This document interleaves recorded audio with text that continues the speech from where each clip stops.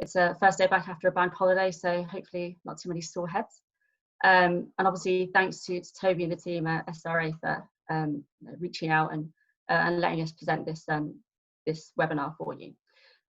So essentially we're going to be talking about how to take events online and virtual, kind of the whys, the hows of you navigate this new space that we've all kind of been forced into. So firstly, why me, basically?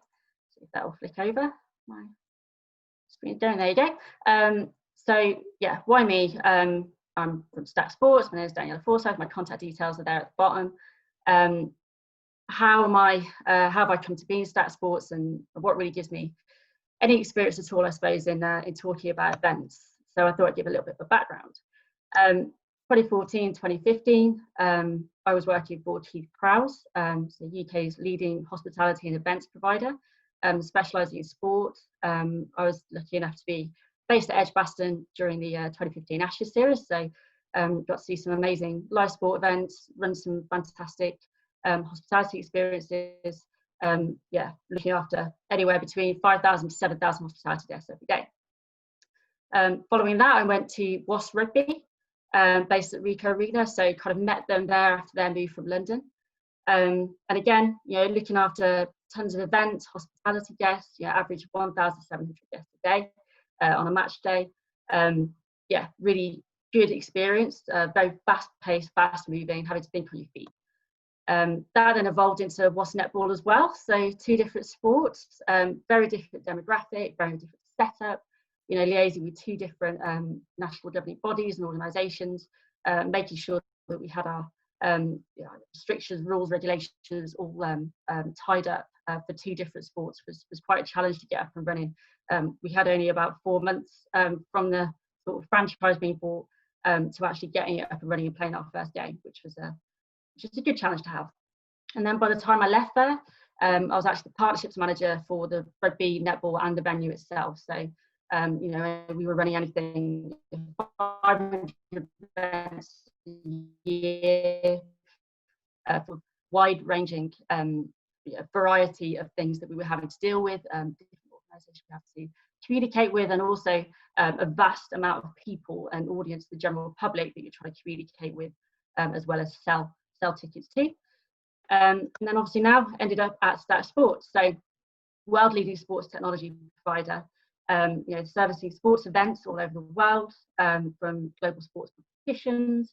You know, we looked after the Netball World Cup in 2019, for example, you know, to tournaments, to regional mass participation events, whether it's in Melbourne, USA, or now in Europe as well. So yeah, plenty of other things as well that we look after, but in the context of this presentation, yeah, Stack Sports, we do a ton of stuff. So why are we all here? Why have you given up an hour of your day to come and sit and listen to me talk? Well, what I'm going to talk about is the fundamentals of why and how we should run an event, and the important things to consider when you take that event online and into a virtual space. I'll be running through how to effectively build an audience, keep your attendees and their data safe, which is a really big thing that you need to think about, that many people don't give an awful lot of thought, and also providing value and ultimately gaining new fans and customers at the end of it as well. You know, how are you going to get the most out of your event, you know, when you can't physically reach out to people, talk to them, give them a leaflet or a flyer, for example. A few sort of caveats that I want to put in place beforehand. It's important to clarify that when I say events, these can be a whole host of different things. You know, we've seen very much, we've been, you know, thrust upon us in this quarantine and lockdown. There are many different formats that these could play out. It could be a webinar like this, where it's sort of one person talking, or, you know, it could be a Q&A panel session where you've got 2 or 3 people and there's kind of a moderator and a host. This can be a day session, an hour session, it could be a weekly session, it could be a series like SRA have run, and also it could be a virtual mass participation event. So, you know, a challenge, a bit like the 2.6 challenge that Virgin Money Marathon very quickly were able to turn into something that, you know, platform was online, but it enabled people still to do something active and, you know, almost make most of all that training that they've been doing, I suppose, and open it out to a new audience that they may not have been able to engage with before. So yeah, in terms of that, everything that I'm going to discuss is important and relevant, but clearly perhaps in different levels of significance, depending on what type of event that you're looking to run or take online. And there is a lot to think about. And often this can put people off the idea of hosting an event anyway, rather than being a contributor to someone else's, for example. And that can go on both, whether it's virtual or offline. Things most people say is, it's too much money. These things, there's a lot of manpower. My marketing budget is going to be, half of it's going to be gone if I put on too many events. It's really high risk. What if something goes wrong? What if I get negative press? What if people go away and a speaker hasn't turned up or something similar? Again, people might go, it takes too much time and effort to organize. Again, manpower, like I need so many people there on the day. It's going to take me weeks to get things set up and running and make sure that nothing's going to go wrong. And is there enough time to organize it? Squeeze everything in. How are you going to make sure you get your message in? Everything you want to tell your potential customers and your audience, how are you get it all in that short space of time? And how do you guarantee the ROI? How can it be measured? Most people go, my boss will want to see some metrics or some numbers of figures, and how much have we spent compared to how much we've made directly. And that's a really difficult thing to do. And I think going digital, actually, that affords us a lot of opportunity. The positive amongst the negative in this pandemic, that taking on events online is actually much cheaper. It doesn't cost you as much. You're not having to hire out a venue space. You're not having to pay as much for your speakers, their travel. You're not having to print your leaflets or get your sales collateral together that you're going to give out to people on the day. They can also be organized very quickly, and they can be managed very easily with a multitude of online software tools that we're going to discuss in a little bit more detail as we go deeper into this presentation. And also they're far easier to measure as well. There's a lot of data now, and everyone's been saying for years, data is king. Well, that's great, but how do you use it? How are you going to get the insights out of that? It's all very well having an Excel spreadsheet or a platform and a database that's got tons of names, emails, and dates of birth or whatever it might be in there, but how are you actually going to analyze that and get some real value out of it that you can use that's going to make your event really worthwhile? I think the pandemic in general has just forced almost everyone to rethink their old behaviors in general and their beliefs, but very specifically in this scenario, it forces us to go back to basics. We need to start thinking about what are the true fundamental reasons that anyone wants to run an event anytime, whether in lockdown and online and taking them virtual, or just an event that we would have had previously, and we will go back to, I'm sure, in the future as well. So number one, ultimately we want to build some sort of awareness. It's another form of advertising. We want to be able to have a catalyst, I suppose, and a story to attract attention over a long period of time, whether that's pre-marketing through to your event, and then obviously the post-event communications and collateral that you can turn out of that as well. Number two, it gives you a captive audience. You know that anyone that's coming to your event or signing into your event is there because they want to be there. They're taking time out of their day. They are interested in what you have to say. It's your event. Everyone knows it. So you've got to use that platform. And you can leverage that attention in tons of different ways.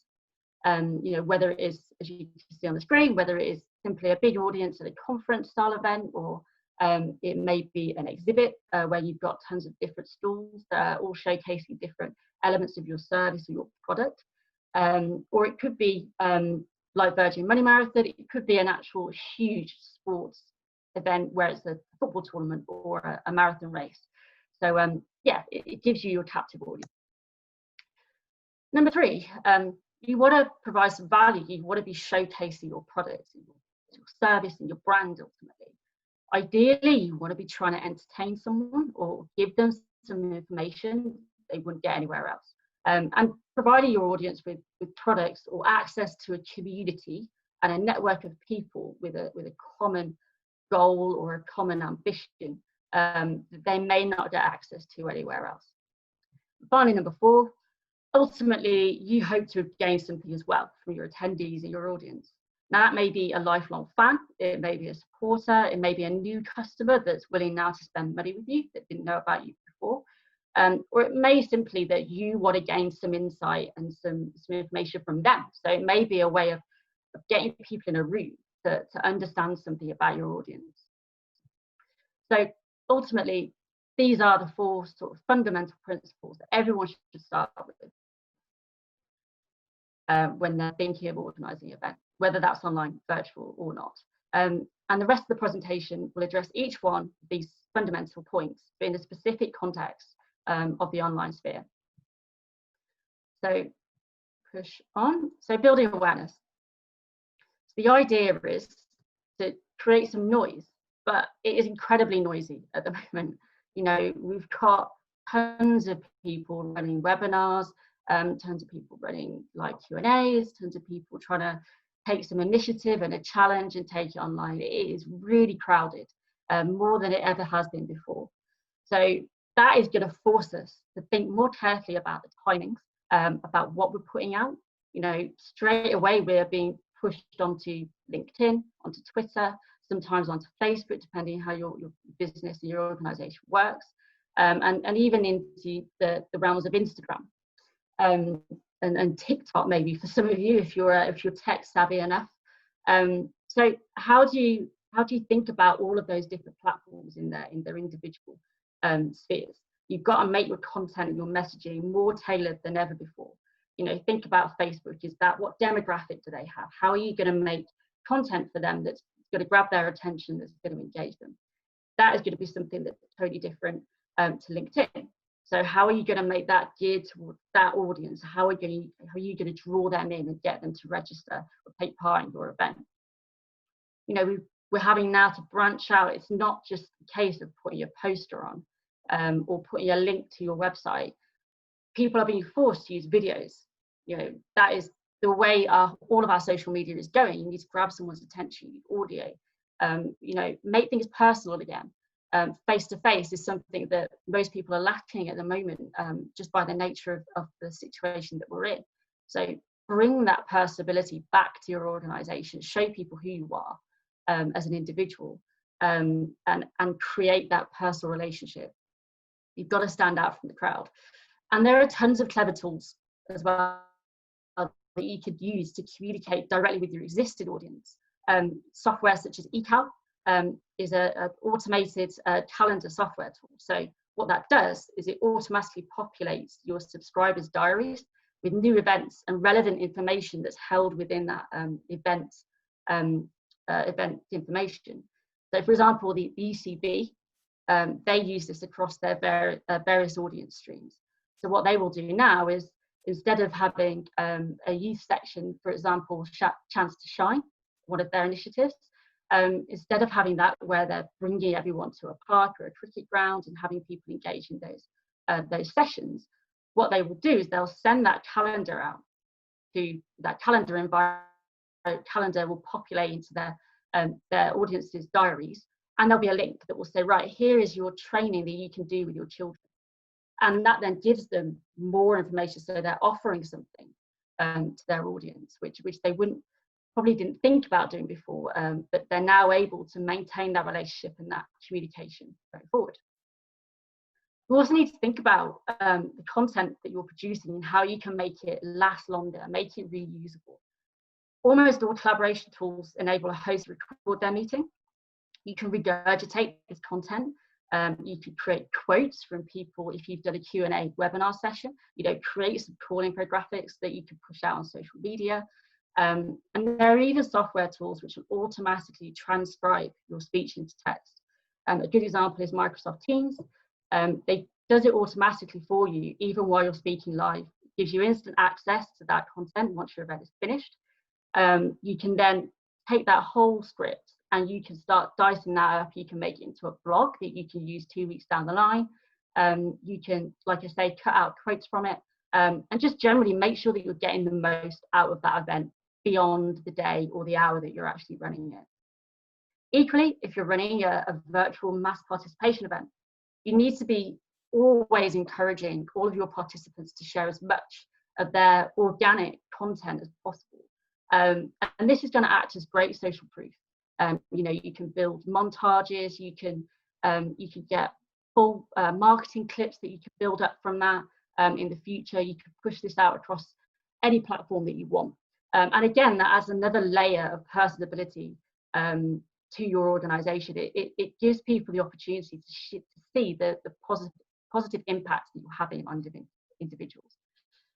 And then also, I know I've alluded to it already, but social media is more important than ever. So more people are talking online, they're gathering all the information online now, they're shopping online, and they are just generally forced to live pretty much online. So, you know, you need to capitalize on that. You've got to make sure that you've got your hashtags right on Twitter. You know, you've got to remain consistent as much as possible across all of your different platforms. Truly engaged audiences don't happen overnight. It is through persistent and consistent messaging that creates that organic growth. And that's ultimately what you're trying to achieve, because, you know, no organization runs a one-off event. Even Salesforce, which is a company that is all online, they are a software organization. They run events more than once a year because they want their customers in the room with them. They want to be able to talk to them, and they want to create a community around it. So you've got to leverage that as much as possible. Into the principles around your audience then. So going online, it gives you more opportunities than ever to really engage with an audience or attendees of any event or competition, and find out exactly who you're talking to. So I think first thing is vitally important is getting your attendees to register. You know, whether it's free or not, you've got to get them to register. And there's multiple different strands to this as to why it is so important. Firstly, you can gain so much useful information.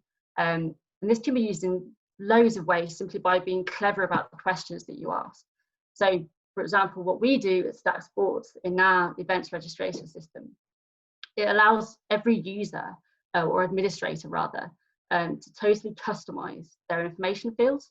So it's not a generic information like name, age, gender, email address. It enables every administrator to add in very customizable tools, fields, and then you can have drop-down boxes. You can have you know, text boxes with a cap on the number of characters, for example, or you can have check boxes.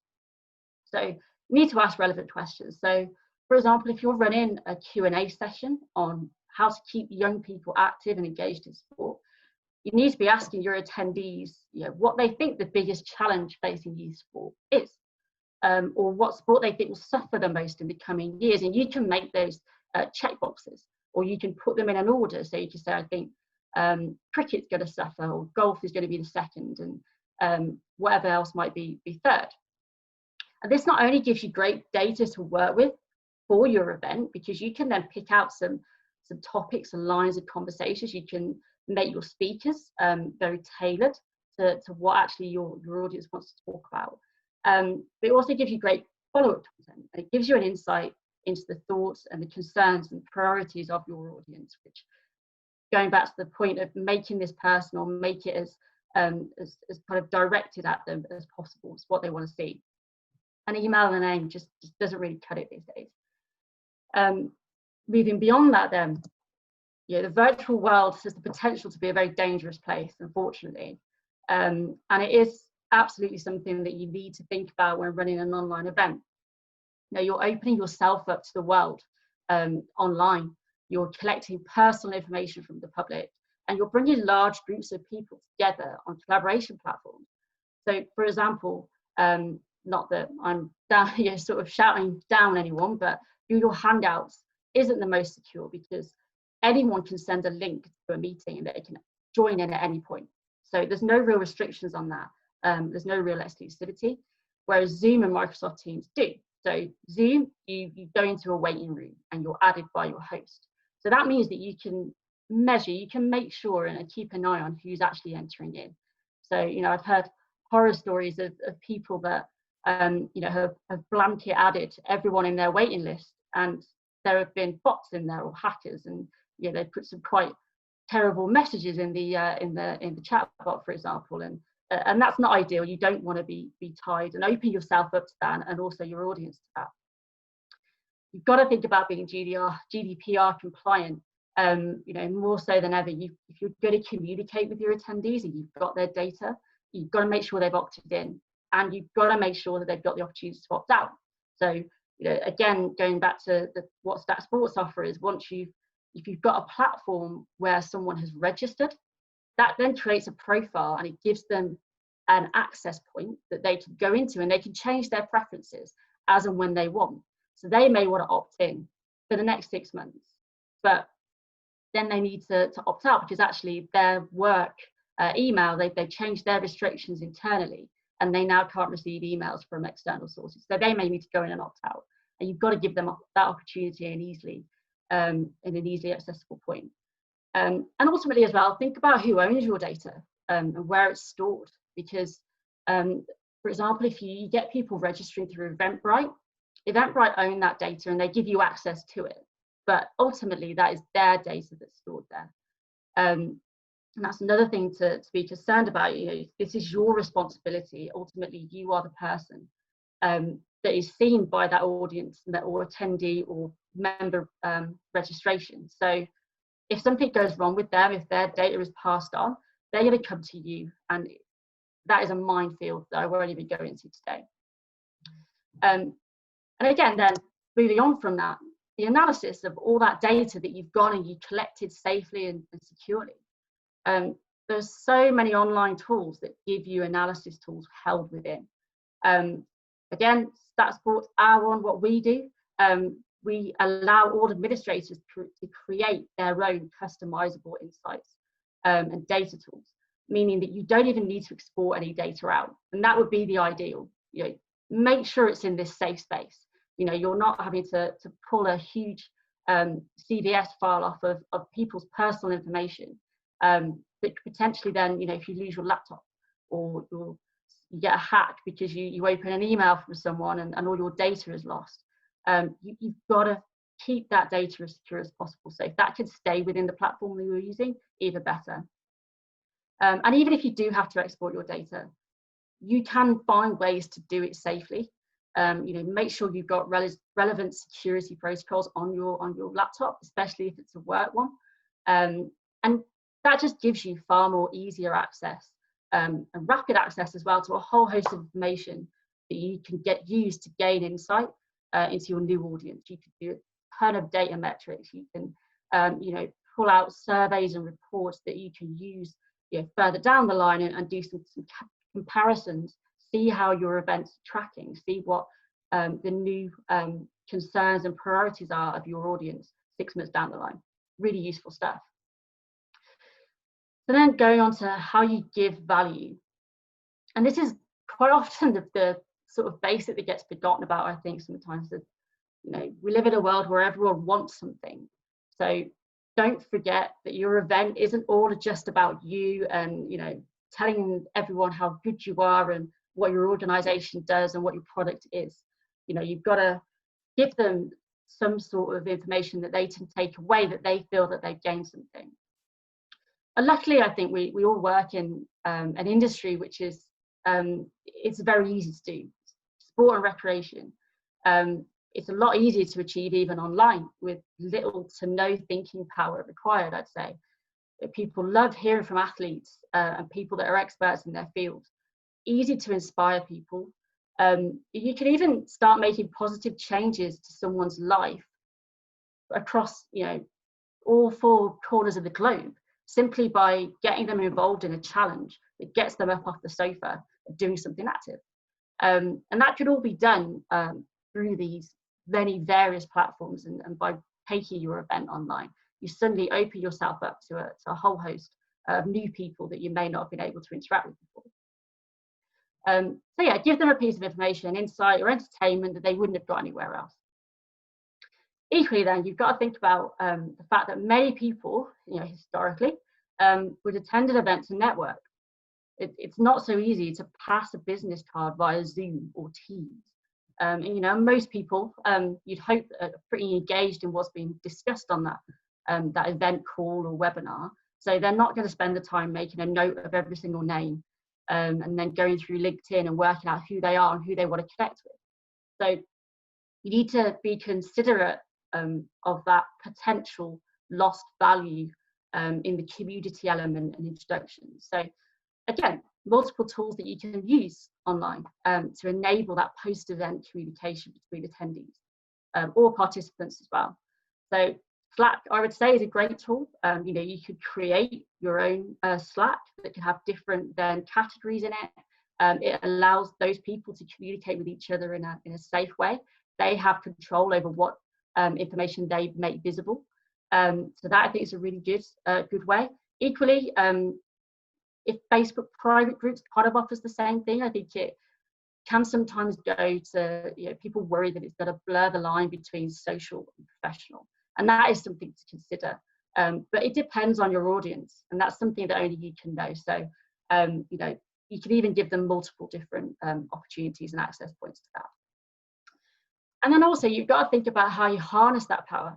You know, you've got a lot of value to give, and you've also got then access to a huge audience and attendees and participants that also want to give a lot of value. So, you know, in this current world and climate especially, how do you do something positive? You know, corporate social responsibility has been a lovely acronym that everyone worries about for the past sort of 10 years anyway, but you know, think about it. Can you raise money for charity? You know, all of these elements of your business and organization are being forced online too. So how can you evolve these and incorporate them? And again, we are very lucky because in sport, we have access to great things that people want. People love memorabilia. You know, people love the opportunity to have a video call with a football player or their favorite tennis player, or whatever it might be. If you have access to those things, you've got to use them. To use everything at your disposal. Again, you know, an example would be I'm about to launch through one of our Stack Sports platforms. We're launching an online auction website where I won't mention them as it's not announced yet, but for a very well-known Canadian English rugby league club. That doesn't narrow it down too much. And they're going to be using that platform to, you know, twofold really. A, it's a good awareness builder for them again, you know, going back to an earlier point. Also, they're going to be raising tons of money, for local charities, using all those shirts and, you know, rugby balls, boots, and any memorabilia that they've got that people want access to. And it's a great way of doing it, because you then are getting further PR, good access points. You're making yourself, you know, look great really to your attendees, and giving value as well back to a community beyond that. Just give you another quick example. I'm conscious of time, but another example was Horizon Summit. So it's an American sports conference. They had an event that was set to take place in I think it was San Francisco in March. Obviously couldn't go ahead. The tickets for that was $200, and I think they had a limited number of attendees, around 4,000. They reacted in about the space of 2 weeks, and they went, right, we'll take it online. Let's put it all online. So what they did is they went out to all of their attendees and they went, right, guys, we're going to give you half your money back. And what we're also going to do is we're going to take $50 of the money that we kept, and we're going to donate that to a charity. And then what they did is they went, right, we've got a whole new platform now. We've got a new opportunity. And they opened up their registrations again to the world and said, you can register for this, provided you make a $50 donation to this charity.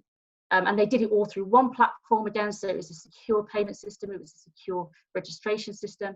And they ended up with some great PR. They ended up with about 7,000 virtual attendees across 3 days from all corners of the globe. So that was a real success story, and just shows you how quickly you could get these things up and running. And then finally, your fan principles is what I like to call them. So it's your ultimate goal. You know, what do you want to get out of your event? Do you want to get a fan? A group of people who are ultimately going to become walking, talking adverts for you, telling their friends how good your virtual event was, and signing up for your next one. You know, are they going to follow you on social media and start sharing your content that you've put together post-event? Or do you want to make a sale? You know, you might be a personal trainer, you've done a live taster session. You want people to be so impressed that they want to go, right, I want to go straight away and I'm going to sign up and I'm going to get the 12-week course that this guy or gal has advertised. And again, better still, how do you get an e-commerce site up and running, ready to go, so you're not having to then deal with an influx of tons of people and doing batch transfers, for example. Again, going back to security, how do you keep all of this in one place that you know is secure? The e-commerce platform that we provide, it's a seamless customer journey. So from the point of registration all the way through to the event and post, they have one login. So they're not having to use multiple different platforms or, enter their information 12 times over. Try and make that customer journey as easy and as seamless as possible. And again, it's information that you need to store, even if you're not doing it on one platform. Make sure you've got all of this contained somewhere that so you can create your customer profiles. Again, going back to understanding who you're talking to, establish their habits, their likes, their dislikes, what do they react to? You can start build out some really cool information then to use going forward as you begin to grow and come out of lockdown as well. And by doing all of this and using all of these digital tools at your disposal, you should create a repeat cycle. More engagement, more recommendations, and ultimately more people spending money doing what you want to do, whether it's signing up to become a member of your organization, whether it is by creating their fundraising page when they're taking part in your mass event. You want ultimately to be getting something from it. And this slide as well, I'm going to point out, is deliberately different from the other ones because the ultimate goal is that cycle and retention. You want that whole journey to be repeated over and over again. And I think my main point for that then, in a bit of a summary, is there are so many digital tools available now, and they're really cost effective. They save you tons of time and they provide you with tons of value. So you've got to use them. Don't sit there and rest on your laurels almost of how we've always done it. The situation is forcing us to do things differently, think about things differently. And the most important things always to consider are how you're going to stand out from everyone else, be different, be as personalized as possible, and make your content as customized as you can for every platform and every person that you're talking to. How are you going to stay safe? I can't really stress that point enough. It's so important. You've got to ensure your data is protected. GDPR, where is it stored and who ultimately owns it? Try and make sure that you cover all those bases at a bare minimum. How you offer value from afar, so turn your resources online, digitize them. Online fundraising, you've got to find a way of turning everything that you would have done before, for the most part, get it online as well. You want to make sure that you have access to all those things, that your attendees and your audience does as well. And then also how you continue to engage with your entire audience online. Ensure that your fans and customers never forget who you are. You always want to be talking and making sure that you're talking to them how they want to be spoken to through the method and medium that they want to be spoken to. And yeah, there's so many tools how you do these things. So you've just got to use them, basically. And yeah, I suppose thanks for listening. I'm happy to have anyone reach out afterwards and have a further chat. And obviously, if we've got any questions now, Toby, as well, I'm happy to take any. Yeah, firstly, thank you. I think that's definitely taken a lot away from our side with our annual conference coming up in September as well, which will be the first event that we'll be running online, really with a bigger audience than what we've been doing in the webinar. So yeah, no, that was great. We have a question from Camilla from Stafford Council. If you currently using Eventbrite, what would you suggest changing to in regards of the difficulties with the ownership on the data? So I would suggest looking into other platforms that give you control. So a bit of obviously Stat Sports give you that, for example. So what our event registration does is it almost picks up that platform for you and goes, right, we've set it up and we plonk it in your hands. So that data is held by you. The only access point is through your administration point. And that gives you greater confidence and security, I suppose, in knowing that everything is held in one point. It is backed up, so you're not going to lose that data as well. And also that you can start building out member profiles with that. So you own it. It's not that you have access. It is all yours. You can be very kind of bespoke and customize how you want to work with that data. Fantastic.